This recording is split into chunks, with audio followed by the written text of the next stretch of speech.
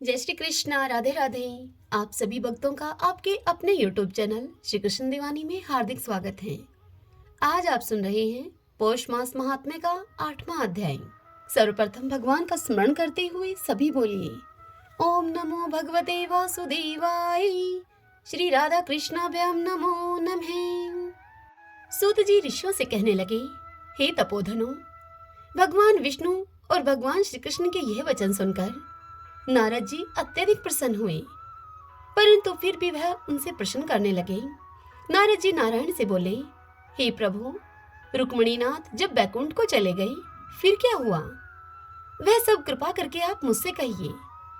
हरि का वृत्तांत सबके लिए हितकारक है।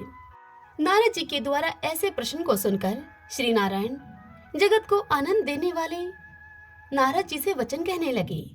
श्री नारायण नारद जी से बोले, हे नारद, जब रुक्मिणीनाथ बैकुंठ को चले गए तो अधिक मास को भी वह अपने साथ ले गए और वहां अपने धाम में उन्होंने मल मास को अपने पास में बसाया। वहां बैकुंठ में बसकर अधिक मास अत्यधिक आनंद करने लगा और भगवान के साथ वह क्रीड़ा करने लगा।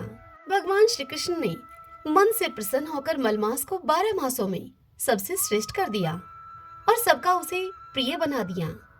इस प्रकार भक्त वत्सल भगवान युधिष्ठिर और द्रौपदी को कृपा से देखते हुए अर्जुन से यह वचन बोले।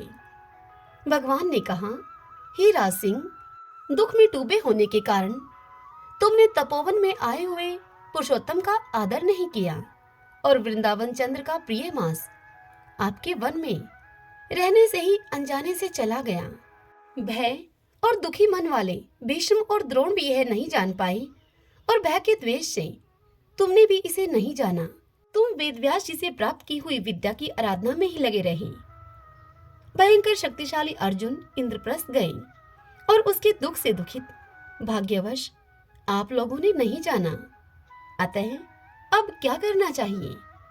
मनुष्य को प्रारब्ध भोग अवश्य भोगना पड़ता है। मनुष्य प्रारब्ध से ही सुख, दुख, भय और आनंद को प्राप्त होता है। अतः सदा भाग्य पर ही भरोसा रखो। और इसके बाद भगवान श्री कृष्ण ने युधिष्ठिर से कहा कि हे महाराज, अब मैं आपके दूसरे दुख का आपसे कारण कहता हूँ। इतिहास प्रसिद्ध इस कथा को अच्छी तरह से आप श्रवण करो। तदंतर भगवान श्री कृष्ण कहने लगे, यह द्रौपदी पूर्व जन्म में महाभाग्यशाली ब्राह्मण की पुत्री थी। समय व्यतीत होने पर जब यह 10 वर्ष की हो गई, अपने पिता की यह एक ही पुत्री थी और बड़ी चतुर, गुणवती और सुंदरी होने के कारण यह पिता को अत्यधिक प्रिय थी। यह पड़ोसी सखियों का सुख देखकर स्वयं भी पुत्र पौत्र की इच्छा करने लगी और विचारने लगी कि ऐसे मेरे भी अच्छे गुण और भाग्य वाले भ्राता और सुख देने वाले श्रेष्ठ पुत्र मुझे किस प्रकार से उत्पन्न हो। परंतु प्रारब्ध ने तो पहले ही इसका नाश कर दिया। मैं क्या करूं? क्या किसी मुनि के पास जाऊं मैं, या किसी तीर्थ में जाकर वहां पर रहूं? मेरा भाग्य कैसे सो गया है कि कोई भर्ता मेरी इच्छा नहीं करता है। बड़े आश्चर्य की बात है कि मेरे भाग्य से मेरा पंडित पिता भी मूढ़ हो गया है। विवाह काल प्राप्त होने पर भी मेरे जैसी मेरी जोड़ी के वर को मुझे नहीं सौंपता। मालिक अर्थात पति न मिलने के दुख की पीड़ा तथा कुमारी में स्वामी का सुख जैसा मेरी सखियां जानती हैं, वह सुख मैं नहीं जानती। ऐसे आकुल और व्याकुल वाले मनोरथ की चिंता से मेरी भाग्यवती माता पहले कैसे मर गई। भगवान नारायण नारद जी से आगे कहते हैं कि हे नारद, वह कन्या अपने मन में इस प्रकार विचार करने लगी। दूसरी ओर शोक और मोह की तरंगों से पीड़ित उस कन्या का पिता, वह मेधावी ऋषिराज भी पृथ्वी में विचरने लगा, परंतु कन्यादान के निमित्त जोड़ी का वर ढूंढने पर भी न मिलने से वह ब्राह्मण अपने मनोरथ में निराश हो गया। पुत्री के और उसके अपने दुर्भाग्य से टूटा संकल्प का पिंजरा होने से उसको महादारुण तीव्र जवर हो गया। हे नारद, तब वह ऋषिराज सारे शरीर में अति ही शूल होने के कारण अर्थात अत्यधिक दर्द होने के कारण अब व्याकुल हो गया और श्वास पर श्वास लेते हुए वह लौटता गिरता घर आकर पृथ्वी पर गिर पड़ा।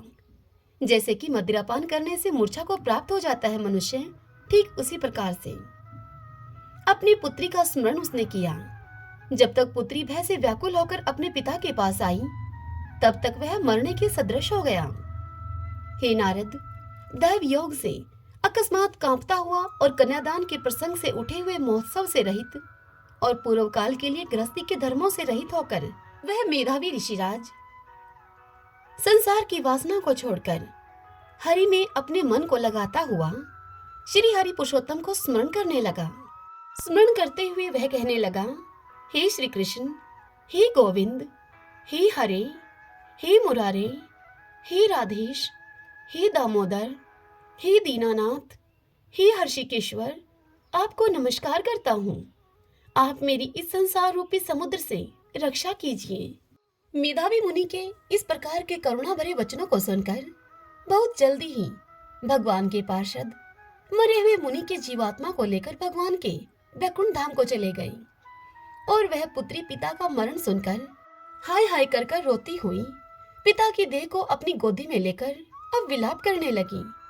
अत्यंत दुखी होकर दारुण विलाप करती हुई मानो उसका पिता जीवित हो, वह अत्यंत व्याकुल होकर कहने लगी कि हाय पिता, मुझको आप किसके सहारे छोड़कर विष्णु लोक को चले गए। हे तात, अब मैं बिना पिता के किसके पास रहूंगी। न कोई मेरा भाई है, न कोई मेरा कुटुंबी है, मेरी तपस्विनी माता भी नहीं है जो कि मेरे भोजन और वस्त्रों की चिंता करती। अब इस कुदशा में रहती हुई मैं भी मर जाऊंगी, मेरे जीने से अब क्या काम है।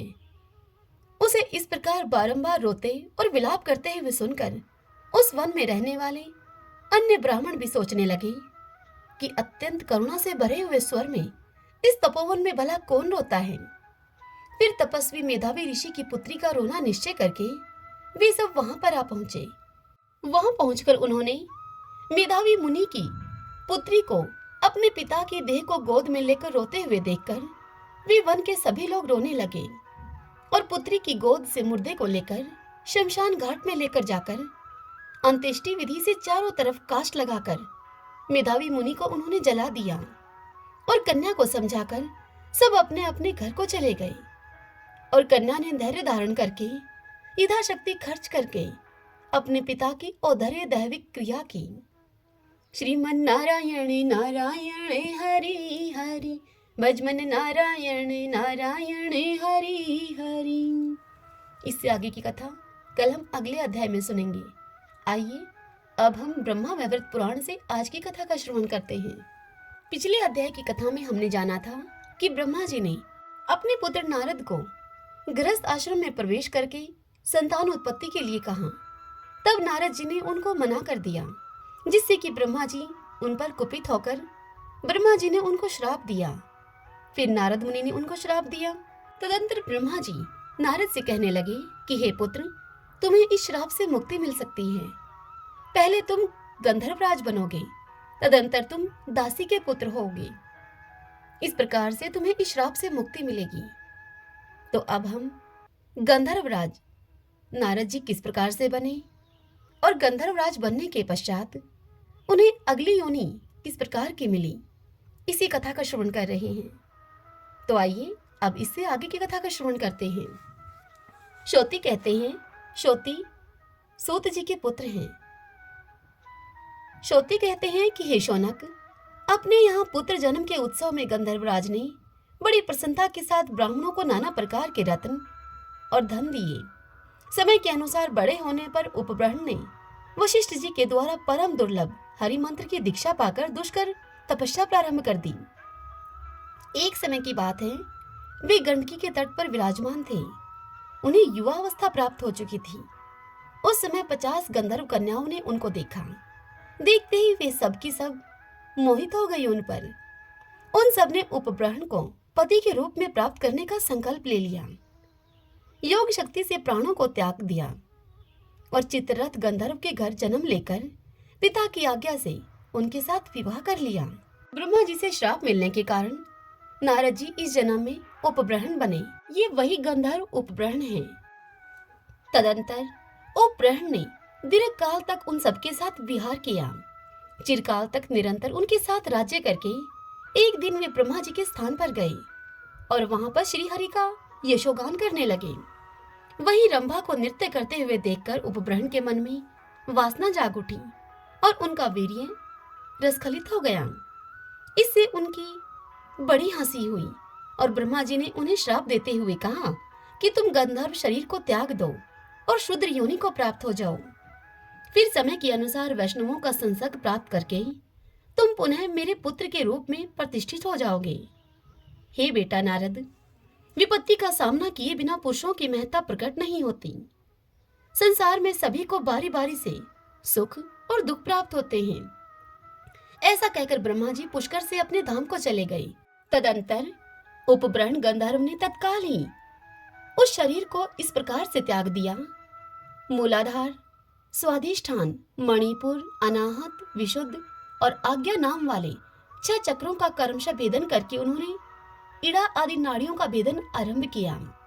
इड़ा, सुषुम्ना, वेदा, पिंगला, प्राणहारिणी, सर्व ज्ञान प्रदा, मन संयमनी, विशुद्धा, निरुद्धा, वायु संचारिणी, तेजय शुष्ककरी, बल पुष्टिकरी, बुद्धि संचारिणी, ज्ञान जरंभनकारिणी, सर्व प्राणहरा तथा पुनर्जीवन कारिणी, इन 16 नाड़ियों का भेदन करके मन के सहित जीवात्मा को ब्रह्मा रुद्र में लगाकर वे योग आसन से बैठ गई और 2 घड़ी तक उपब्रह्मण ने आत्मा को आत्मा में ही लगाया। तत्पश्चात वे जाति स्मर अर्थात पूर्व जन्म की बातों को याद रखने वाले योगीराज उपब्रह्मण ब्रह्मा भाव को प्राप्त हो गए। 3 तार वाली अपनी वीणा को बाएं कंधे पर रखकर दाहिने हाथ में शुद्ध सैप्टिक की माला लिए हुए वे वेद के सार तत्व तथा उद्धार के उत्तम बीज रूप परात्पर ब्रह्मामय अर्थात कृष्ण कृष्ण इन 2 अक्षरों का जप करने लगे। उन्होंने कुश की चटाई पर पूर्व की ओर सिरहाना करके पश्चिम दिशा की ओर दोनों चरण फैला दिए और इस प्रकार से सो गए मानो कि कोई पुरुष सो रहा हो। उनके पिता गंधर्वराज ने उन्हें इस प्रकार देहत्याग करते हुए देखकर स्वयं भी अपनी पत्नी के साथ मन ही मन श्री कृष्ण का स्मरण करते हुए योग धारणा के द्वारा प्राण त्याग दिए और परब्रह्मा परमात्मा को प्राप्त कर लिया। उस समय उपब्रह्मण के सभी भाई बंधु और पत्नियां बारंबार विलाप करते हुए जोर जोर से रोने लगे। विष्णु की माया से मोहित होने के कारण शोक से पीड़ित होकर वे उनके शरीर के पास गए। उपब्रह्मण की 50 पत्नियों में जो उनकी परम प्रियसी तथा प्रधान पटरानी थी, वह सती साध्वी मालावती अपने प्रियतम को छाती से लगाकर अत्यंत उच्च स्वर से रोदन करने लगी। भांति भांति से करुण विलाप करके मालावती बोली, कमल से उद्भव होने वाले ब्रह्मा जी का यह कथन है कि मुझ सती साध्वी कुलीन नारियों के लिए उसके पति के सिवा दूसरा कोई विशिष्ट बांधव नहीं दिखाई देता। अतः हे दिशाओं के स्वामी दिक्पालों, हे धर्म, हे प्रजापति, हे गिरीश, हे शंकर, हे कमलाकांत नारायण, आप लोग मुझे पतिदान दीजिए। ऐसा कहकर विरह से आतुर हुई चित्ररथ की कन्या मालवती वहीं पर उस दुर्गम गहन वन में मूर्छित हो गई। प्रीतम को अपने वक्षस्थल से लगाकर पूरे 1 दिन और 1 रात वह अचेत अवस्था में वहीं पर पड़ी रही। उस समय संपूर्ण देवताओं ने उसकी रक्षा की। प्रातःकाल फिर होश में आने पर वह पुनः जोर जोर से विलाप करने लगी। उस सती ने श्रीहरि को संबोधित करते हुए पुनः वहां पर इस प्रकार से कहा। मालावती बोली, हे श्री कृष्ण, आप संपूर्ण जगत के नाथ, स्वामी और संरक्षक हैं। हे नाथ, मैं जगत से बाहर नहीं हूँ। हे प्रभु, आप ही जगत के पालक हैं, फिर मेरा पालन क्यों नहीं कर रहे हैं? यह पति है और मैं इसकी स्त्री हूँ।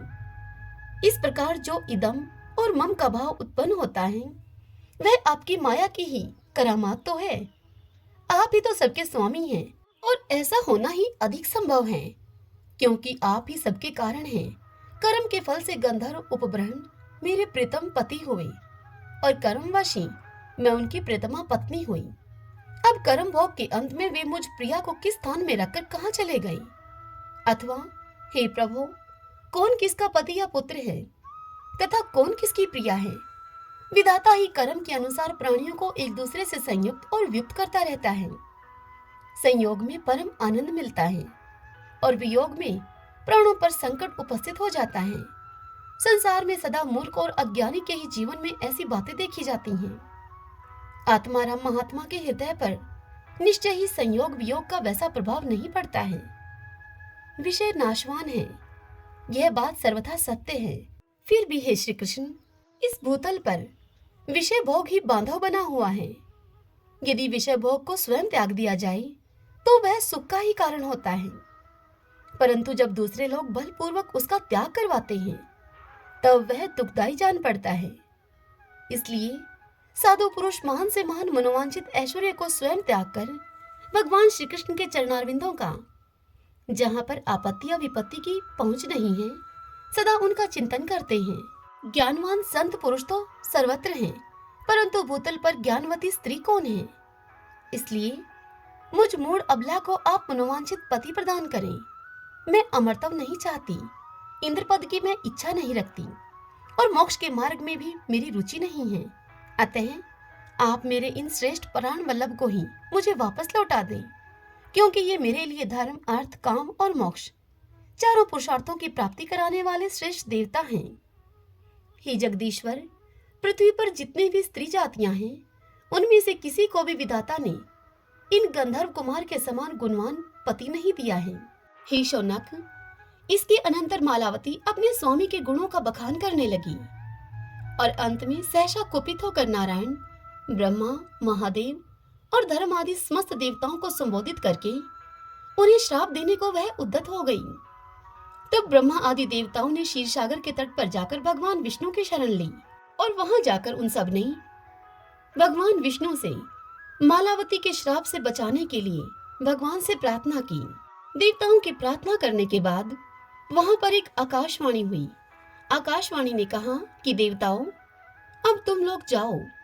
यज्ञ के मूल हैं भगवान विष्णु, वे ही ब्राह्मण का रूप धारण करके मालावती को शांत करने के लिए तथा तुम लोगों को श्राप से, उस श्राप के संकट से बचाने के लिए वह वहां जाएंगे। आकाशवाणी का यह कथन सुनकर सभी देवताओं का हृदय प्रसन्नता से अब खिल उठा। वे सब के सब उत्कंठित होकर कौशिकी नदी के तट पर, जहाँ पर मालावती थी, उस स्थान पर गए। वहां पहुंचकर देवताओं ने उस सती साध्वी मालावती देवी को देखा। वह रत्नों के सारभूत इंद्रनील आदि मणियों के आभूषणों से उद्दीप्त होकर भगवती लक्ष्मी की कला की सी जान पड़ती थी। उसके अंगों को अग्नि में तपाकर शुद्ध की हुई सुनहरी साड़ी सुशोभित कर रही थी। बाल देश में सिंदूर की बिंदी शोभा दे रही थी। वह शरद काल के चंद्रमा की शांत प्रभा से प्रकाशित होती और अपनी दीप्ति से संपूर्ण दिशाओं को उद्भाषित करती थी। पति सेवा रूप महान धर्म का अनुष्ठान करके चिरकाल से संचित की हुए तेज से अग्नि की उत्तम एवं प्रज्वलित शिखा सी उद्दीप्त हो रही थी। अपने पति के शव को छाती से लगाकर योगासन लगाए हुए बैठी थी और स्वामी की सुरमय वीणा को दाहिने हाथ में लिए हुए थी। प्राण वल्लभ के प्रति भक्ति तथा स्नेह के कारण योग मुद्रा पूर्वक तर्जनी और अंगुष्ठ उंगलियों के अग्रभाग से शुद्ध शैफ्टिक मणि की माला को धारण किए हुए थी। मनोहर चंपा की सी अंग कांति, बिलव फल के सदृश अरुण होठ और गले में रत्नों की माला शोभा पाती थी। वह सुंदरी 16 वर्ष की सी अवस्था से युक्त और नित्य सुस्थिर यौवन से संपन्न थी। वह सती अपने स्वामी के शव को बारंबार शुभ दृष्टि से देख रही थी। इस रूप में मालावती को देखकर उन सब देवताओं को बड़ा विस्मय हुआ। वे सभी धर्मात्मा और धर्म भीरू थे, अतः क्षण भर वहां पर अपने को छिपाए खड़े रहे। श्रीमन नारायण नारायण हरि हरि, भजमन नारायण नारायण हरि हरि। आइए भक्तजनों, अब हम पौष मास में सुनी जाने वाली धर्मराज की कथा का श्रवण करते हैं। एक समय की बात है, नैमिषारण्य तीर्थ में सहस्त्रों शौनक आदि ऋषिगण परम श्रद्धा के साथ पुराणों के मर्मज्ञ महाराज सूत जी से पूछने लगे कि हे भगवान सूत जी, हम आपके मुखारविंद से धर्मराज जी की कथा, उसका विधान तथा उनका महात्म्य सुनना चाहते हैं, सो आप कृपा करके हमें वह सुनाइए। तब सूत जी कहने लगे, हे मुनियों, आप लोगों ने मनुष्यों के कल्याण की कामना से मुझसे बहुत अच्छी बात पूछी है, अतः आज मैं आप लोगों को धर्मराज जी की कथा का श्रवण कराता हूँ। सारे तीर्थ तथा व्रत करने से तथा नाना प्रकार का दान देने वाले मनुष्य भी जिनके उद्यापन को किए बिना सुख के भागी नहीं हो सकते। इस विषय में मैं आप लोगों को इस लोक के सुख और आगे स्वर्ग सुख प्राप्ति के लिए धर्मराज जी की श्रेष्ठ कथा कहूँगा। आप लोग विश्वास रखकर इस कथा का श्रवण करें। पूर्व काल की बात है। राजा बब्रुवाहन महोदयपुर में राज्य करते थे। वह राजा बड़े ही धर्मात्मा, दयालु तथा गौ, ब्राह्मण और अतिथियों के पूजक थे। उन राजा के राज्य में हरिदास नाम वाला महान विद्वान श्रेष्ठ ब्राह्मण रहता था। उसकी पत्नी भी बहुत सुशील और धर्मवती थी, जिसका नाम था गुणवती। हरिदास ब्राह्मण बड़ा ही तपस्वी और भगवान विष्णु का सेवक था। उसी की भांति उसकी पत्नी भी श्री विष्णु भगवान की भगत और पतिव्रता थी। उसने प्राय सभी प्रसिद्ध देवताओं के व्रत किए, परंतु धर्मराज जी के नाम से प्रभु की सेवा कभी नहीं की। वह गणेश के, चंद्रमा के, जन्माष्टमी के, शिवरात्रि के, रामनवमी के, हरतालिका आदि देवियों के तथा शिवजी के सभी व्रत किया करती थी।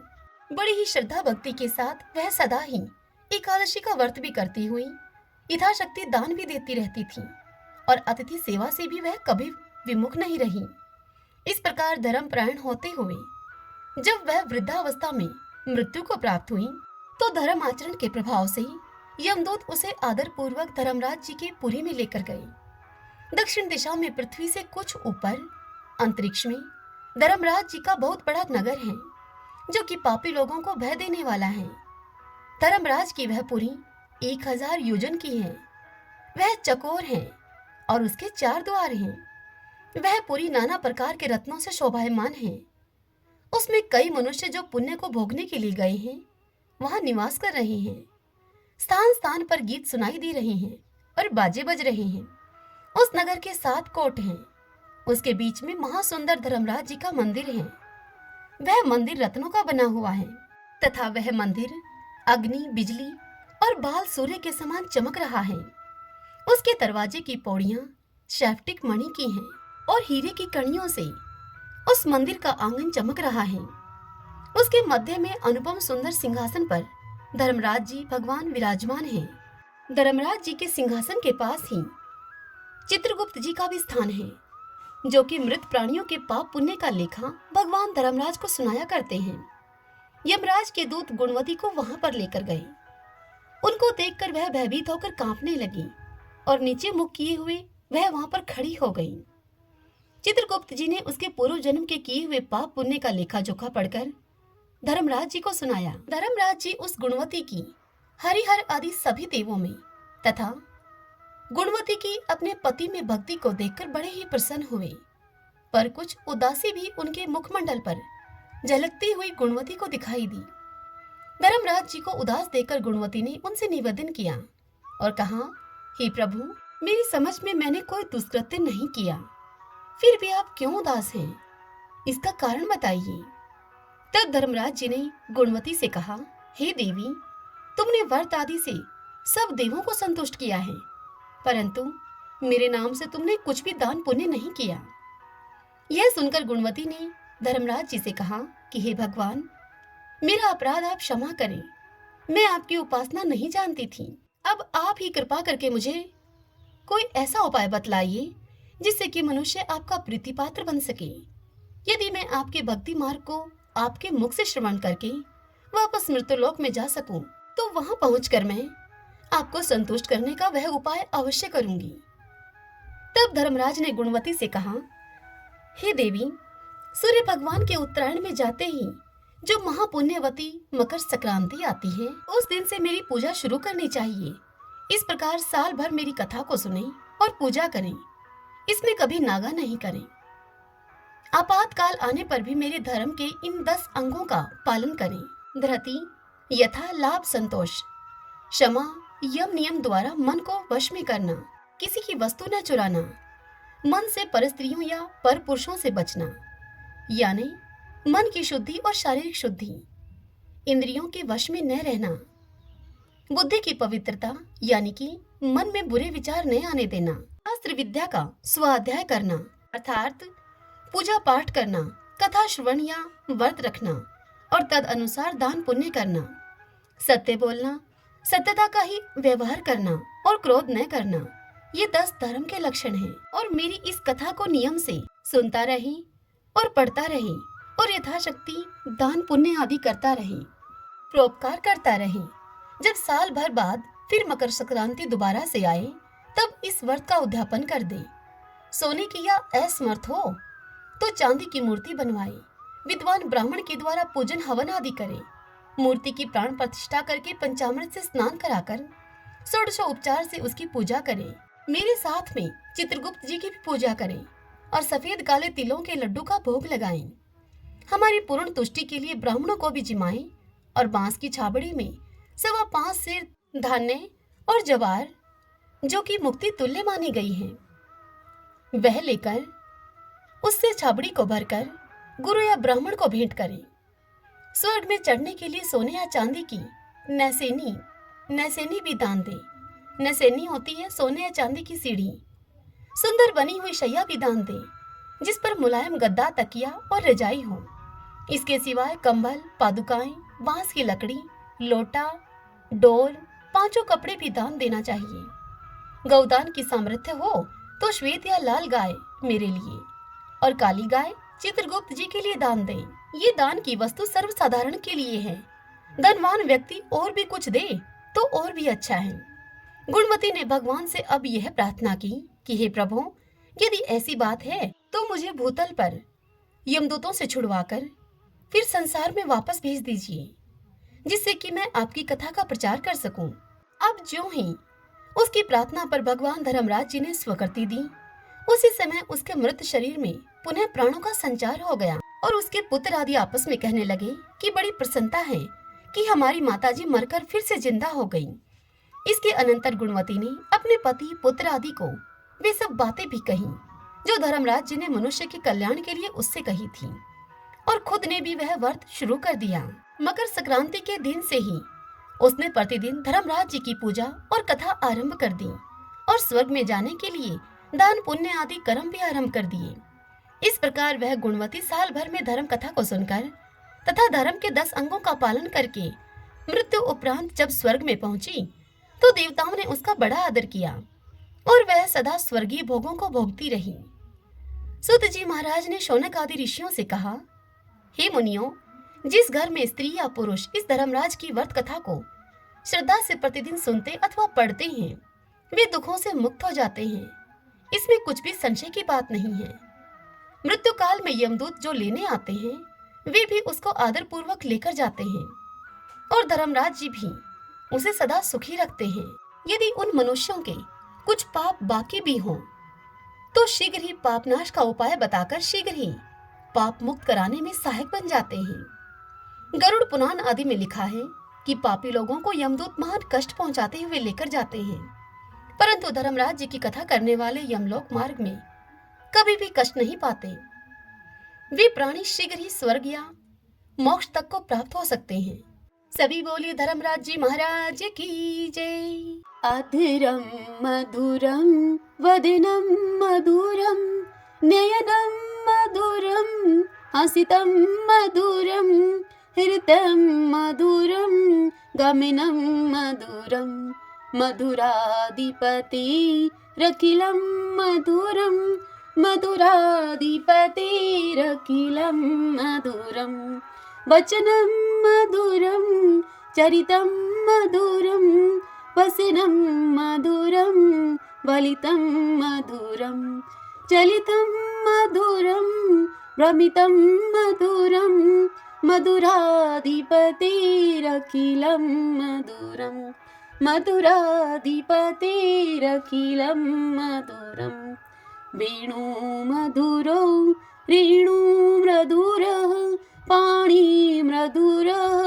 पादो मधुरो नृत्यं मधुरं संख्यं मधुरं मधुराधिपतिरखिलं मधुरं मधुराधिपतिरखिलं मधुरं गीतं मधुरं पीतं मधुरं भुक्तं मधुरं सुप्तं मधुरं रूपं मधुरं तिलकं मधुरं मधुराधिपतिरखिलं मधुरं मधुराधिपतिरखिलं मधुरं तरणं मधुरं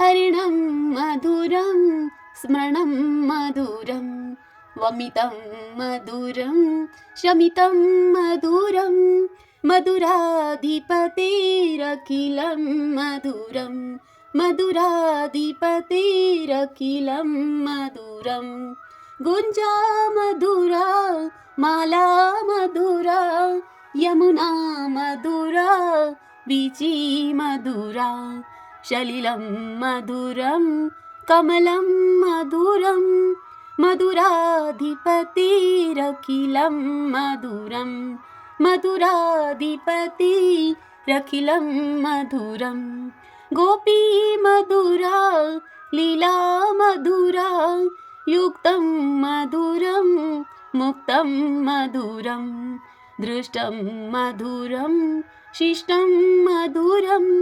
मधुराधिपतिरखिलं मधुरं मधुराधिपतिरखिलं मधुरं गोपा मधुरा गाओ मधुरा यष्टिर्मधुरा सृष्टिर्मधुरा दलितं मधुरं फलितं मधुरं मधुराधिपतिरखिलं मधुरं मधुराधिपतिरखिलं मधुरम।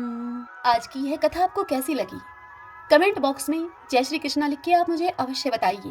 हरे कृष्णा।